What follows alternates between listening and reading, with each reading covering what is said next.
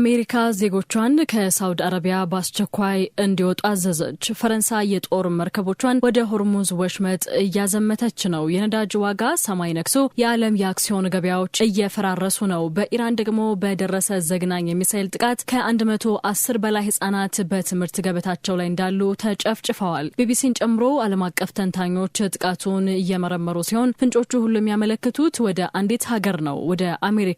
ዶናልድ ትራምፕ ግን ጥፋቱ የኢራን ነው ይላሉ። በሌላ በኩል ትራምፕ አዲሱን የኢራን መሪ ቀላል ክብደት በማለት የሀገሪቱን ነዳጅ ለመንጠቅ እያሰቡ መሆኑን ተናግረዋል። ጦርነቱ ከቁጥጥር ውጭ ወጥቷል ወይስ ሶስተኛው የዓለም ጦርነት በደጃችን ነው? ከመጋረጃ በስተጀርባ ያሉትን አስደንጋጭ ሰበር መረጃዎችና የቀጠናውን ደህንነት ስጋት በዝርዝር እንተነትናለን። ሰብስክራይብ በማድረግ እስከ መጨረሻው አብራችሁን ቆዩ።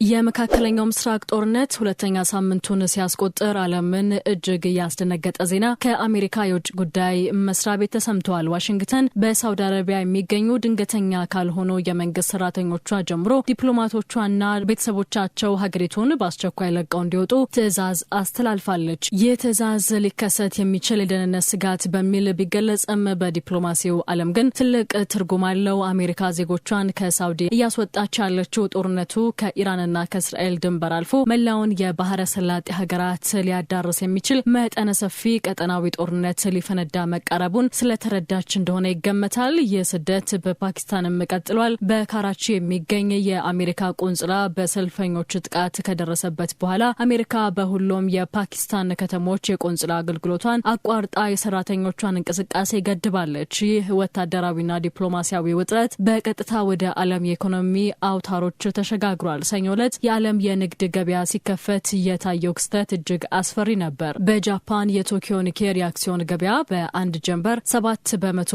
ተከስክሷል። ይህም በቅርብ ዓመታት የታየ ከፍተኛ ውድቀት ነው። የዚህ ሁሉ መነሻ ደግሞ የነዳጅ ዋጋ በከፍተኛ ፍጥነት መጨመሩ ነው። ጦርነቱ የዓለምን የነዳጅና የጋዝ አቅርቦት መስመሮች እያነቀ በመሆኑ በዓለም ዙሪያ የኢነርጂ ዋጋ ሰማይ ነክቷል። የነዳጅ ዋጋ መጨመር በአሜሪካ የውስጥ ፖለቲካ ላይም ትልቅ ጫናን ፈጥሯል። የነዳጅ ዋጋ ሲጨምር የኑሮ ውድነቱና የቤት ኪራይ ወጪው አብሮ ስለሚነር የትራምፕ አስተዳደር ከፍተኛ ጭንቀት ውስጥ ገብተዋል።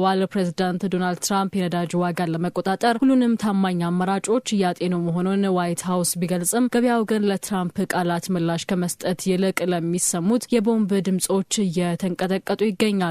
የኢራኑ የውጭ ጉዳይ ሚኒስቴር አባስ አራጊቺ በበኩላቸው ለአሜሪካውያን የኑሮ ውድነት ተጠያቂው እስራኤልና በዋሽንግተን ያሉ ደንቆሮች ናቸው በማለት የቃላት ጦርነቱን ይበልጥ አጋግሎቷል። በዚህ ጦርነት ውስጥ እጅግ ዘግናኝና የዓለምን ሕሊና የገረፈ ክስተት በደቡብ ኢራን በሚገኝ አንድ የመጀመሪያ ደረጃ ትምህርት ቤት ላይ ተከስቷል። በሚናብ ከተማ የሚገኘው የሻጃሬህ ታይቤህ ትምህርት ቤት ህጻናት በትምህርት ገበታ ላይ ያሉ በድንገት በወረደባቸው የሚሳኤል ናዳ ወደ ፍርስራሽነት ተቀይሯል። የደረሰው እልቂት እጅግ አሰቃቂ ነው። 110 የሚያህሉ ንጹሃን ህጻናትን ጨምሮ የ168 ሰዎች ህይወት በአንድ ጀመር ቀጥፏል። የሟቾች ቁጥር አሁንም እየጨመረ ሲሆን ኢራን ይህንን ጥቃት ታሪካዊ ግፍ ስትል ኮንነዋለች። ይህ አሰቃቂ ጥቃት ማን ነው የፈጸመው የሚለው ጥያቄ የዓለምን ትኩረት ስቧል። ፕሬዝዳንት ዶናልድ ትራምፕ ጥቃቱ ከተፈጸመ ከቀናት በኋላ በሰጡት መግለጫ ጥቃቱ የተፈጸመው በኢራን ራሷ ነው፣ ምክንያቱም የእነሱ ሚሳኤሎች እጅግ ስህተት የሚበዛባቸውና ኢላማ የማይመቱ ናቸው በማለት ጥፋቱን ወደ ቴህራን ለመጠምዘዝ ሞክራለች። ሆኖም ግን ቢቢሲ ያደረገው ጥልቅ የምስልና የቪዲዮ ትንታኔ ሌላ እውነት ያሳያል። የተረጋገጠው ቪዲዮ እንደሚያሳየው በትምህርት ቤቱ አቅራቢያ በሚገኙ የኢራን አብዮታዊ ጥበቃ ጦር ወታደራዊ ካምፕ ላይ ተከታታይ ጥቃቶች እየተፈጸሙ ባለበት ወቅት ነው ትምህርት ቤቱ የተመታው። ባለሙያዎች ጥቃቱን የፈጸመውን ሚሳኤል ፍርስራሽና የቪዲዮ ምስል ከመረመሩ በኋላ ድምዳሜያቸው እጅግ አስደንጋጭ ሆኗል። 3 ከፍተኛ የወታደራዊ ተንታኞች እንደሚሉት ጥቃቱን የፈጸመው ሚሳኤል የአሜሪካው ኃይል ቶማሃውክ ክሩዝ ሚሳኤል ነው። ይህም ሚሳኤል ከአሜሪካ የጦር መርከቦችና የሰርጓጅ መርከቦች የሚተኮስና እጅግ የራቀ ኢላማን በትክክል የመምታት አቅም ያለው ነው። የሚገርመው ግን እስራኤልም ሆነች ኢራን ይህ አይነቱ ሚሳኤል በታጠቁት የጦር መሳሪያ ክምችት ውስጥ የላቸውም። ይህ ደግሞ በህፃናቱ እልቂት ላይ የአሜሪካ ጦር ቀጥተኛ እጅ እንዳለባት የሚያሳይ ኃያል ፍንጭ ሆኗል። ትራምፕ ጥቃቱን የኢራን ስህተት ነው ቢለውም የቶማሃውክ ሚሳኤል ሚስጥር ግን የዋሽንግተንን ተሳትፎ ቁልጭ አድርጎ እያሳየ ይገኛል። ጦርነቱ ወደ ሁለተኛ ሳምንቱ ሲሸጋገር መላው ዓለም ትኩረቱን ወደ አንዲት ጠባብ ግን እጅግ ወሳኝ የባህር መስመር አድርጓል። እርሷም የሆርሙዝ ወሽመጥ ናት። ይህችም ወሽመጥ የዓለማችን የነዳጅና የጋዝ አቅርቦት ዋነኛ መተላለፊያ በመሆኗ እሷ ከተዘጋች የዓለም ኢኮኖሚ ሙሉ በሙሉ እንደሚቆም ይታወቃል። ጦርነቱ እንደተጀመረ የነዳጅ ዋጋ በከፍተኛ ሁኔታ መናሩ በዚህች ወሽመጥ ላይ የነበረው እንቅስቃሴ መገደቡን ተከትሎ የመጣ ነው። በዚህ አስቸጋሪ ወቅት ነበረ የፈረንሳዩ ፕሬዝዳንት ኢማኑኤል ማክሮን ሳይታሰብ ብቅ ያሉት። ፕሬዝዳንት ማክሮን በቆጵሮስ በነበራቸው ጉብኝት ወቅት ፈረንሳይና አጋሮቿ የሆርሙዝ ወሽመጥን በኃይል ለመክፈት የሚያስችል ንጹህ የመከላከል ተልዕኮ ለማቋቋም እየሰሩ መሆኑን በይፋ አውጀዋል። ማክሮን እንዳሉት ይህ የባህር ኃይል ስምሪትና ዋና ዓላማው የነዳጅና የጋዝ መጫኛ መርከቦችን በማጀብ ደህንነታቸውን ማስጠበቅና የኃይል አቅርቦቱ እንዳይቋረጥ ማድረግ ነው። ይህ እርምጃ ፈረንሳይ በአሜሪካና በእስራኤል የሚመራው ጦርነት በቀጥታ ኢኮኖሚ ጥቅሟን እየነካባት መሆኑን በመረዳቷ የወሰደችው የነፍስ አድን እርምጃ ይመስላል። ነገር ግን የማክሮን የመከላከል ተልዕኮ በቴህራን በኩል የታየው እንደ ጠብ ጫሪነት ነው። ኢራን ለዓመታት የሆርሙዝ ወሽመጥን እንደ መከራከሪያና እንደ ኃይል ማሳያ ስትጠቀምበት ቆይታለች። አሁን ፈረንሳይና አጋሮቿ የጦር መርከቦቻቸውን ወደዚህ ስፍራ መላካቸው ቀድሞውኑ የፈላውን ውጥረት ይበልጥ እንዲገነፍል ያደርገው ይችላል። ማክሮን ተልዕኮ የሚጀምረው የጦርነቱ ከፍተኛው ምዕራፍ ካለቀ በኋላ ነው ቢሉም ጦርነቱ ግን በየቀኑ እየተባባሰ እንጂ እየቀዘቀዘ አይደለም። የፈረንሳይ ባህር ኃይል ወደ ስፍራው መቃረብ አውሮፓውያንንም በቀጥታ ከኢራን የባህር ዳርቻ ጠባቂዎችና ከአብዮታዊ ጥበቃ ጦር ጋር ፊት ለፊት ሊያጋጥማቸው የሚችል አደገኛ ስሌት ሆኗል። በመካከለኛው ምስራቅ ሰማይ ላይ የሚርመሰመሱት ሚሳኤሎች የንጹሃንን ሕይወት ብቻ ሳይሆን ዓለምን ለዘመናት ያስፈራውን የኒውክሌር አደጋንም ዳግም ቀስቅሶታል። የዓለም አቀፉ የኒውክሌር ኢነርጂ ኤጀንሲ ዋና ዳይሬክተር ራፋኤል ግሮሲ አሜሪካና እስራኤል በኢራን ላይ የከፈቱትን መጠነ ሰፊ ወታደራዊ ዘመቻ ተከትሎ አስደንጋጭ መግለጫ ሰጥተዋል። ግሮሲ እንዳሉት እስካሁን በደረሰው የአየር ጥቃት የኢራን ቁልፍ የኒውክሌር ማዕከላት ላይ የደረሰው ጉዳት መጠነኛ የሚባል ነው። ይባስ ብሎም ምንም አይነት የጨረር መፍሰስ እንዳልተገኘ አረጋግጠዋል። ነገር ግን የግሮሲ ትልቁ ስጋት ጥቃቱ ሳይሆን የኢራን የኒውክሌር አቅም ሳይነካ መቆየቱ ነው። ፕሬዝዳንት ትራምፕና እስራኤል የኢራንን የኒውክሌር መርሃ ግብር ቀጥቅጠናል ቢሉም ግሮሲ ግን እውነታው ሌላ መሆኑን አስጠንቅቀዋል። የኢራን የበለጸገ ዩራኒየም ክምችትና የኒውክሌር ቴክኖሎጂ እውቀት አሁንም በከፍተኛ ጥበቃ ውስጥና ሳይጎዳ ይገኛል። ግሮሲ በንግግራቸው ጦርነቱ ቢቀጥልም መጨረሻው ግን ወደ ድርድር ጠረጴዛ መመለስ ብቻ ነው በማለት ተስፋ የቆረጠ የሚመስል ማስጠንቀቂያ ሰጥተዋል። ይህ ማለት ኃይል ብቻውን የኢራንን የኒውክሌር ህልም ሊያጠፋው አልቻለም ማለት ነው። ይህ በዲፕሎማሲው መድረክ ያለው ጫና እንደተጠበቀ ሆኖ በጦር ሜዳው የሚፈሰው ደም ግን አስፈሪ ደረጃ ላይ ደርሷል። እስካሁን ባለው መረጃ በኢራን 1230 ሰዎች፣ በሊባኖስ 397 ሰዎች እንዲሁም በእስራኤል 11 ሰዎች መገደላቸው ተረጋግጧል። ፔንታጎንም በሳውዲ አረቢያ በሚገኝ አሜሪካ ጦር ሰፈር ላይ በደረሰ ጥቃት 7ኛው የአሜሪካ ወታደር መገደሉን በሐዘን ገልጿል።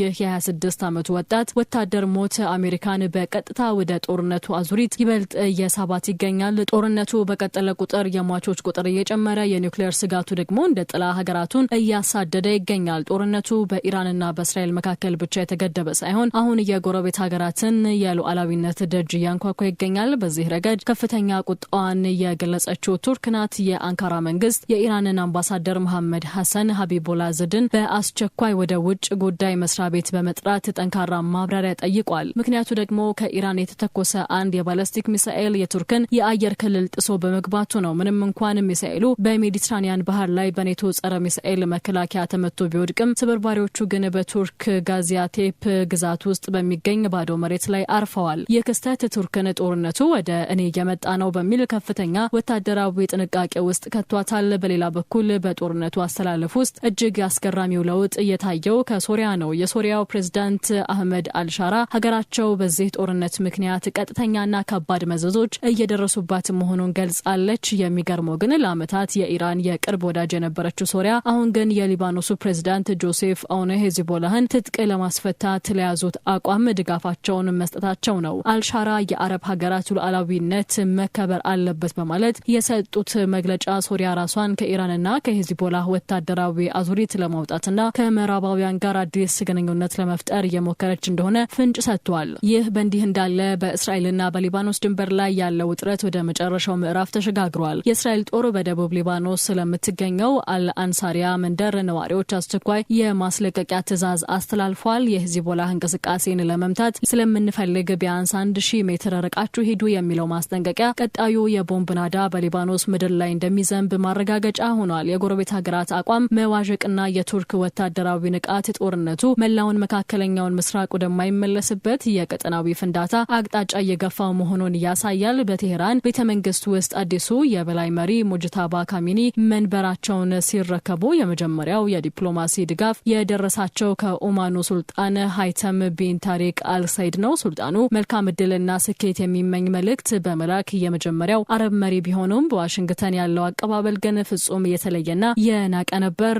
ፕሬዝዳንት ዶናልድ ትራምፕ ለኤንቢሲ ኒውስ በሰጡት ቃለ መጠይቅ ኢራን ሙጅታባን በመምረጧ ትልቅ ስህተት ሰርታለች ሲሉም ተሳልቀዋል። ትራምፕ አዲሱን መሪ ዳግመኛ ቀላል ክብደት ሲሉ የጠሯቸው ሲሆን ይህ ምርጫ ለኢራን ውድቀትን እንጂ ድልን እንደማያመጣ በግልጽ ተናግረዋል። የትራምፕ ጫና በቃላት ብቻ የተገደበ አይደለም። ፕሬዝዳንቱ የኢራንን የነዳጅ ክምችት በቀጥታ ለመቆጣጠር ወይም ለመንጠቅ ያላቸውን አማራጭ ወደፊት የማየው ይሆናል በማለት ከዚህ ቀደም ተደምጦ የማይታወቅ አደገኛ ማስጠንቀቂያ ሰጥተዋል። በሌላ በኩል የኢራኑ የውጭ ጉዳይ ሚኒስቴር አባስ ኢራጊቺ በኤክስ ገጻቸው ላይ ባስተላለፉት መልእክት ኢራን ተራውን አሜሪካ የመጉዳት ፍላጎት የላትም በማለት በዲፕሎማሲው በኩል ለማለዘብ ሞክረዋል። አራጊቺ የአሜሪካውያንን የኑሮ ውድነትና የኢኮኖሚ ቀውስ ተጠያቂው እስራኤልና በዋሽንግተን ያሉ ደንቆሮች ናቸው በማለት ጥፋቱን ወደ ትራምፕ አስተዳደር ለመግፋት ጥረዋል። ሆኖም ግን ሙጅታባ ካሚኒ የገጠማቸው ፈተና ከባድ ነው። በአንድ በኩል የአባታቸውን ደም ለመመለስ የሚጠብቃቸው ወታደራዊ ክንፍ፣ በሌላ በኩል ደግሞ አንቀበልህም የሚለውና የኢራንን ነዳጅ ለመቆጣጠር የሚያስበው ትራምፕ። የመካከለኛው ምስራቅ ዕጣ ፈንታ አሁን በእነዚህ ሁለት የማይታረቁ ኃይሎች እጅ ላይ ወድቋል። ከህፃናቱ እልቂት እስከ ቶማሁክ ሚሳኤል ሚስጥር፣ ከመንግስታት መከፋፈል እስከ ትራምፕ የነዳጅ ነጠቃ ስጋት የመካከለኛው ምስራቅ ጦርነት ወደማይመለስበት አደገኛ ምዕራፍ ተሸጋግሯል። አዲሱ መሪ ሙጅታባ ካሚኒ በአንድ በኩል የአሜሪካን ንቀት፣ በሌላ በኩል ደግሞ የእስራኤልን የሚሳኤል ናዳ መቋቋም ይኖርባቸዋል። ትራምፕ ምሽቱን በሰጡት መግለጫ ጠንካራ ትዕዛዝ አስተላልፈዋል። እንደዚህ ያሉ ትኩስና ጥልቅ መረጃዎች እንዲደርሷችሁ ሰብስክራይብ ማድረጋችሁን እንዳትረሱ። አብራችሁን ስለነበራችሁ እናመሰግናለን። በሌላ ሰበር መረጃ እስከምንገናኝ ሰላም።